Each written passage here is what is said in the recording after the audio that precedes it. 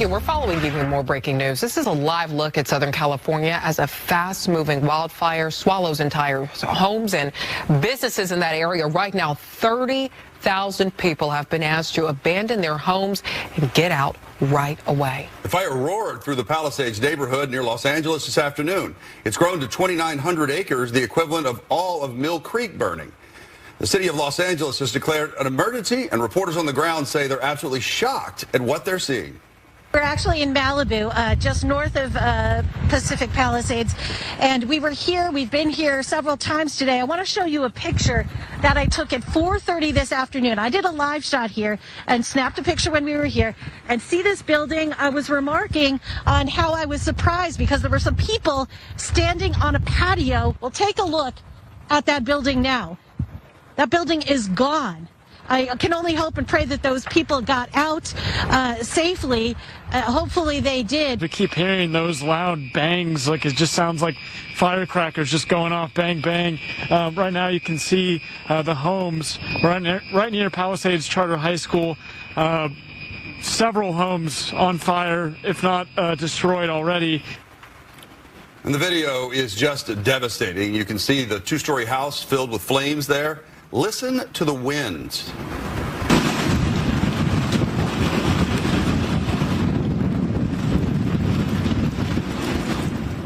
Okay, here's what we know about the impact of those winds and this fire that is continuing to grow. We know a firefighter has been hurt fighting these flames. Officials say she has a head injury and was taken to the hospital. Officials have warned the worst is yet to come because of the potential of more dangerously high winds overnight. And more than 62,000 people are without power. Firefighters are scrambling to put out the flames wherever they see them. But the fire, as you can see there, is moving just incredibly fast. This is the Nations Conspire channel. Welcome to today's show. The Palisades are on fire. And of course, conveniently, they're low on water in California, which I'll get into in a few minutes. But this is not a traditional wildfire season. So of course, naturally, everyone should be suspicious of these fires because this is not normally when they occur. However, we should always be suspicious of these fires, specifically in California, which has become more and more normal. And I'll talk about some of the things people should look for in trying to make out whether or not this is a directed energy weapon or this is a natural phenomenon. But I'm really at the point where I don't believe any of these things are natural phenomena anymore. And if you didn't see some of this footage that aired on Fox News that's making the rounds, you could even see how there seems to be a flare shooting out of the sky right out in the middle of Eaton, California.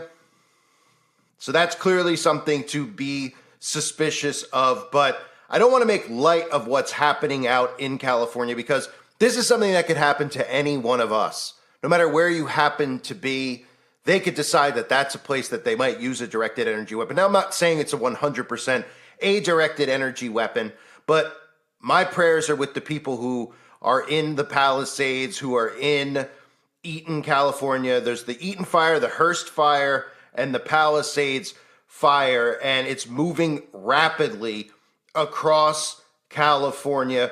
And of course, the Santa Ana winds are extremely strong, which we know is something that they can very easily manipulate. If you don't think that they could make wind storms and amp up the wind speeds, think again, of course, that's a way to spread these fires. But there's other ways that they could spread these fires. And after everything we saw in Maui and we saw in Paradise, California, more people are becoming suspicious of directed energy weapons. But it's really important to note just how psychologically twisted people have become. Because trending on Twitter is Sodom and Gomorrah. So you might remember when Maui occurred, how many conservatives out there were saying that it was a directed energy weapon, that the Biden administration and the government were responsible as part of a land grab, right? All the conservatives were talking about directed energy weapons and praying for the people of Lahaina. But because it's California, because California is looked at as the most liberal state there is, and because celebrities reside in a small portion of California, the conservatives out there are tweeting out and making Sodom and Gomorrah go viral, which I find personally disgusting. So, of course, if it's a place that you don't like as a conservative voter and it's a democratic state, you're going to say that it's an act of God. But if it's somewhere else that you like perhaps Maui, even though Maui and Hawaii are Democrat states as well, you'll say it's a directed energy weapon, right? And of course, this just shows you how deep the psychosis is, that people out there, even Christians who are out there, are saying that it's an act of God because people are vile in California based on stereotypes that they've created, making you think everybody in California is a Democratic voter. This is how twisted it's gotten, right? As if there aren't good people in California. I know plenty of good people who listen to this channel, who are on the website, who live in California. And my thoughts and prayers go out to them and their families. Could you just imagine something like this occurring? No matter where you live, right? You see all these rich, fancy houses. So, of course, the conservatives are like, yeah, go after those wealthy people. You don't know who these people are. This could be you. This could be your family, your children, your pets. You know, I'm not one for storing up treasure on earth, but your photographs maybe of, your parents who might not be here anymore, or relatives or whatever, or memories that just all of it, right? It's easy to look at it and then to run your mouth about it and say, it's an act of God because I've decided it's an act of God because it's California and all those people over there are all involved with Epstein, are all involved with all this stuff that, is all part of satanic Hollywood, which, of course, there's truth to that. But nobody out there should be saying things like this. And, of course, this just reminds me of Matthew chapter 24, verse 12. And because iniquity shall abound, the love of many shall wax cold. And, of course, that's what politics has created in America in the year 2025, right? This is what we're looking at, where conservative Christians are cheering this on. So let's look at some of the stuff surrounding this heartbreaking, the footage is just frightening.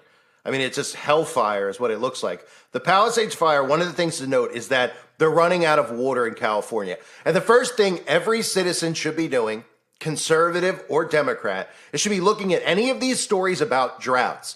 And they should be saying, what in the world is our government doing? Oh, wait, right. Our government isn't working for us. Our government doesn't have our best interests in mind, because everybody should be aware that they have the ability to cloud seed and make rain, which should tell all of us that there should be no droughts occurring anywhere on the earth. There shouldn't be droughts. If they can make it rain in Dubai, they can make it rain in California. So we shouldn't be worrying about California having to ration water, all these laws and rules that they try to pass in California, where people have to ration the amount of water that they use, turn off their sprinkler system, or turn off they can't shower X amount of times a week. These are all things that have happened over the last 10 years or so in California, where they've gotten used to this idea of water shortages and how they need to live. It's about behavioral control. But everybody should be looking at this, no matter how they vote, and they should be saying we shouldn't have droughts. We shouldn't be in a situation where firefighters are running out of water. Let's take the whole directed energy weapon notion out of it for now. And let's just look at this as if it was a real fire. These are things that we should be prepared for. These are things that the government should be doing. It's just that people out there don't realize that they could make it rain. They could get an abundance of water to make sure that firefighters don't run out of water. But of course, they don't want you to think that way. They want you to think in terms of the climate, and the climate's changing, and all these things are naturally occurring, and all these droughts are naturally occurring, when they're the ones who are responsible for the droughts, can very easily solve the droughts by cloud seeding. It's what they do in Dubai, right? They just don't want you to know about that. Now, obviously, the first thing that everybody's thinking about is directed energy weapons. Anytime there's one of these fires, especially on a coast, California, obviously, most of you know, Paradise, California, which got hit 6.5 years ago, was completely devastated. The fire was very much like the fire we saw in Maui. Cars were melting. It was moving at a pace and a rate that nobody'd seen before, burning at levels we've never seen before. Of course, they tried to blame it on the climate, right? Well, that's what they're going to continue to try to do. That's the reason that they planted these seeds in your head. That's also the reason they planted other seeds in your head, like, we'll hit them with our space lasers. You may have noticed how often you see comedy sketches on Saturday Night Live or on late night talk shows where they talk about space lasers. This is the way that they get people out there brainwashed into thinking that directed energy weapons aren't real.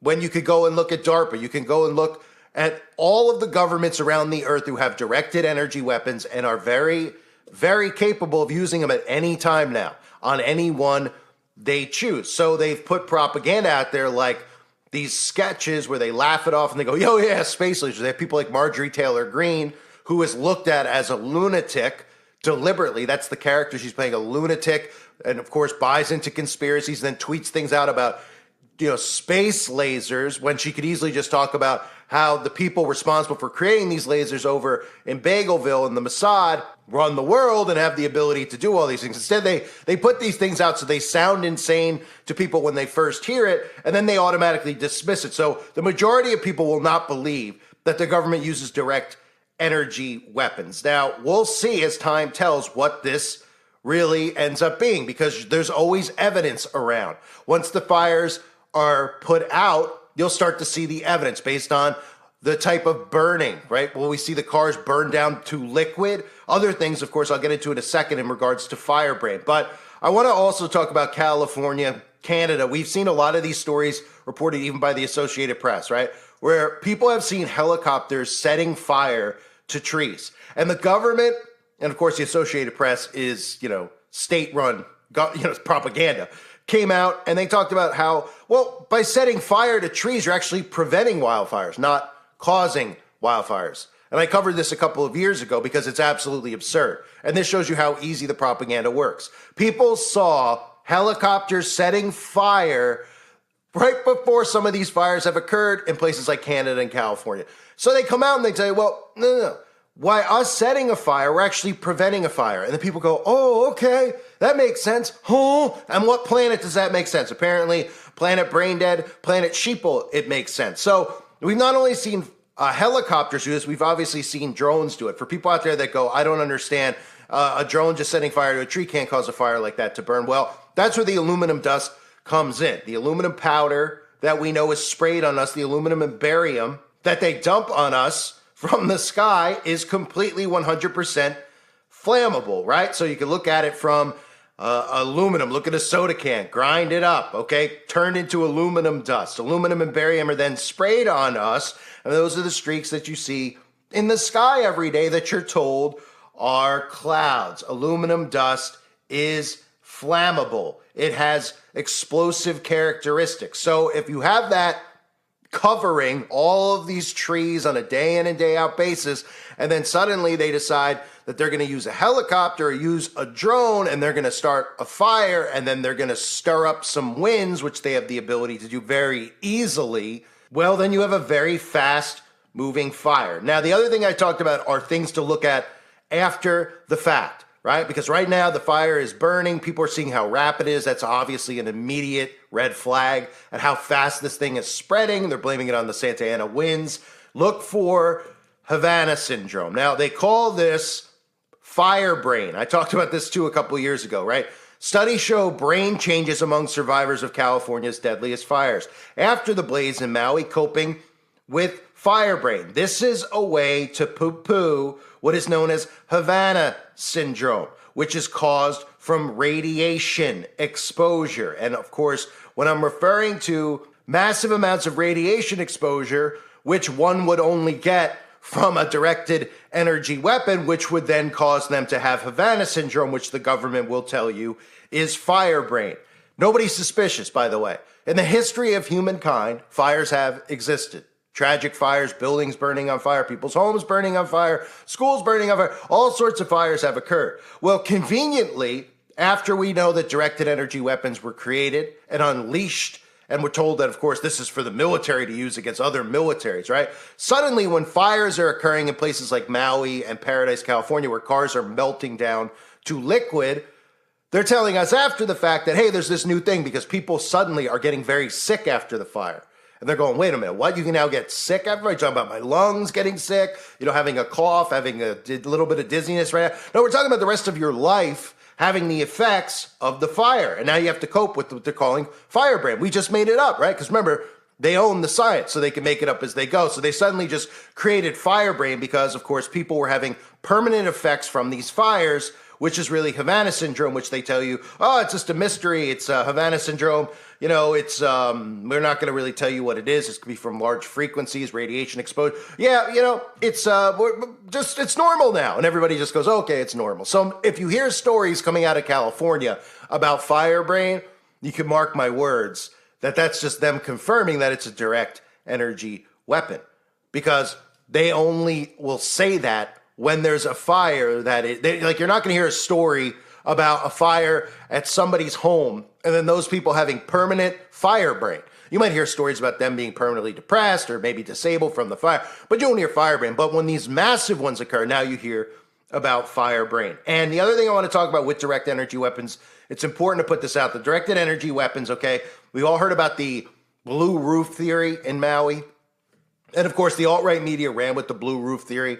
And they were telling people, hey, go buy paint and paint your roof blue, and then a directed energy weapon won't hit your home. And then, of course, we saw those videos of how they can take, they could pick a color and they could decide what color the laser is going to hit and what color it's not. It's a lot more sophisticated than that. And I want to play this video for people out there so they have the knowledge, because that's what this channel is about, the knowledge of metamaterial and how it can shield your home from a directed energy weapon. So here is a clip for anybody out there that's wondering, who's thinking, well, if they have directed energy weapons, we're screwed. What do we do about it? Well, yeah, in a lot of terms, most of us are, things don't look great for humanity as we speak, obviously, with all the stuff that's going on a day in, day out basis. However, knowledge is very important, okay? And high power microwaves, directed energy weapons, metamaterials can deflect these rays if pointed at a certain area. If your home is built with it or your roof is built with it, it might protect your home. So here's the video clip. So then here's the overview. So I'll kind of do a little introductory stuff up front to give everyone a frame of reference. But then most of the focus here will be on the parameter extraction and equivalent medium parameter retrieval for the metamaterials, which will hopefully help us streamline our kind of design of metamaterials. But then most of the focus here will be on the parameter extraction and equivalent medium parameter retrieval for the metamaterials, which will hopefully help us streamline our kind of design of metamaterials. And then last will be on future work and basically all the stuff I'm going to pawn off on Lieutenant Ed Wolf. So high-power microwave weapons, the weapons themselves kind of went beyond the scope and classification level of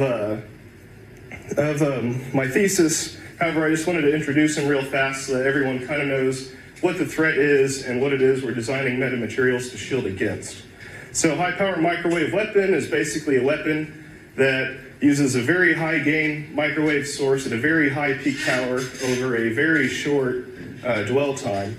And the idea is that it's trying to induce a very large electric field at a target so that you produce some overload in their circuitry and disable their electronics. And so depending on your target, the effects can be variable. If you're talking about a vehicle, like a ground vehicle, you might merely stop it or shut it down.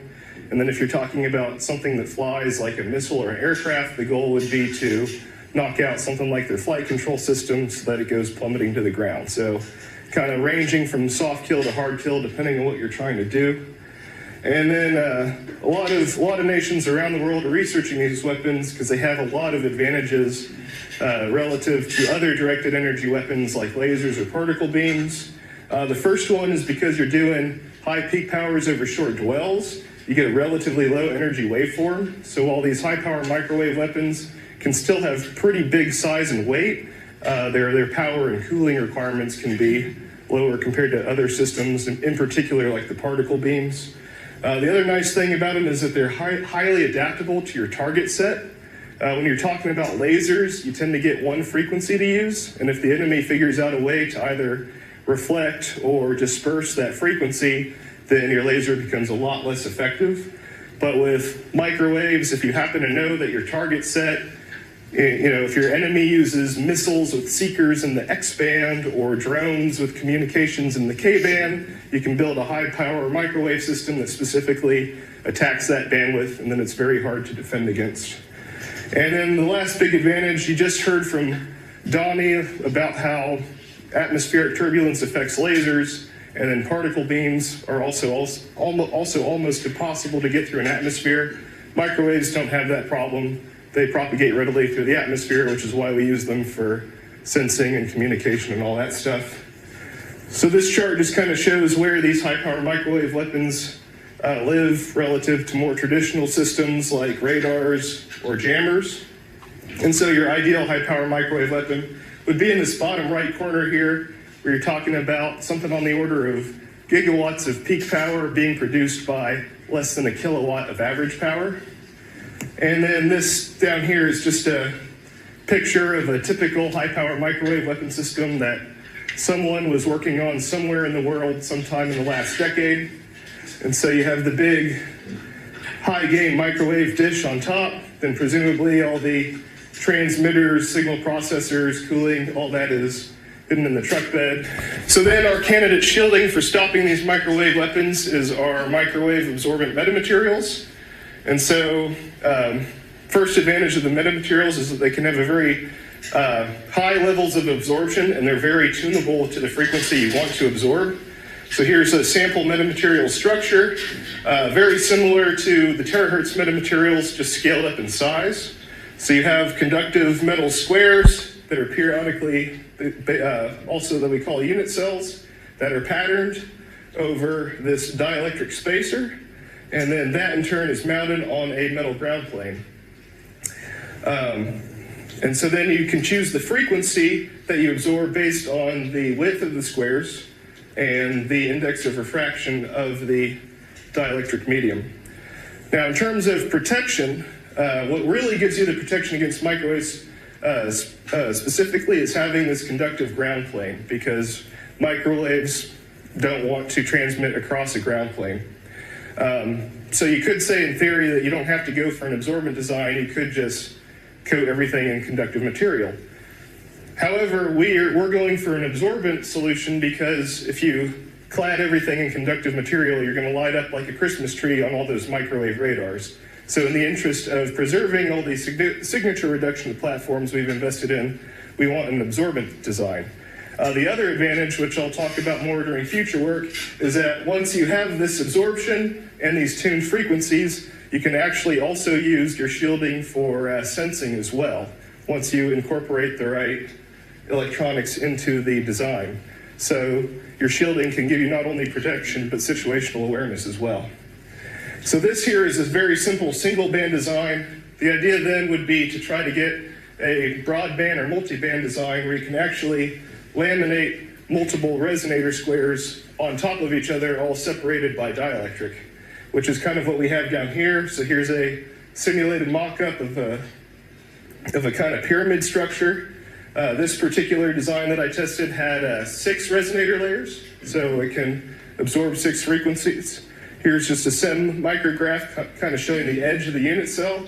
See, it's a little fuzzy, but you got the metal plates in there, all separated and mounted in dielectric with a ground plane at the bottom.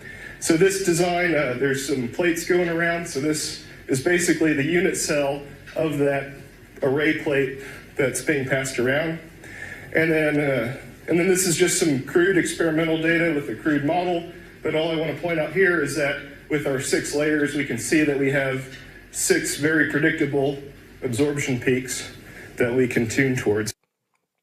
So again, I just want to put that clip out there for people to see so that they're aware of metamaterials. A lot of people over the years have asked me to repost that. I believe it's a hard clip to actually find, but it is still available on the website. So if this video does get removed, it is up over there. And again, keep everybody in your prayers out there, because this could happen to any one of us. I think it's absolutely sickening to see people, how angered they are about other people's politics.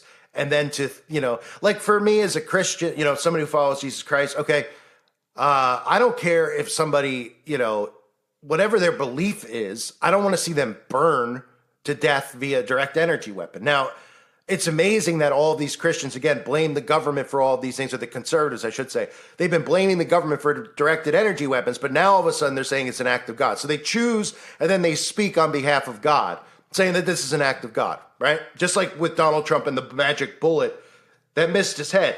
And they all came out and spoke on behalf of God, telling us that it was divine intervention. I find it absolutely sickening. So anybody out there affected by the fires, directed energy weapon or not, obviously my prayers go out to you and your families. I know a lot of you who listen to the channel are located in California. So again, my thoughts and prayers are with you. We'll see what stories come out of this in the days and weeks to come as far as evidence of a directed energy weapon. It could just be that they ignited a fire and spread the fire. That's what it's looking like to me as of now. is that they spread this thing with the stories about these rapid winds. It immediately makes you think of what? It makes you think of HAARP and weather modification, that they're able to spread these things so they could start them and ignite them, just like I showed you, with aluminum dust. By using the helicopters, they tell you they're spraying fire. They're like, they're spraying fire to prevent fires. What? Huh? Oh, is that how it works? Great. I don't want my house to burn to the ground, so maybe I should light it on fire first, because then it won't burn to the ground. Huh? I mean, the stuff that they come up with, it's unbelievable, but people believe it, right? So they can start these things, ignite these things, and spread these things very, very easily. They don't just have to use directed energy weapons, but it's obviously anytime there's a fire like this that doesn't look natural, it doesn't look normal, and then they come out and tell you things like, well, it's not traditional wildfire season, so let us explain to you why these fires are spreading so quickly. Well, your brain should automatically go ding, ding, ding. Okay, that's a little bit suspicious, right? Yeah, that's hopefully how people are thinking, but we know, unfortunately, it's not. I thank everybody for being here. Hope you're all doing well. God bless you and your families, as always.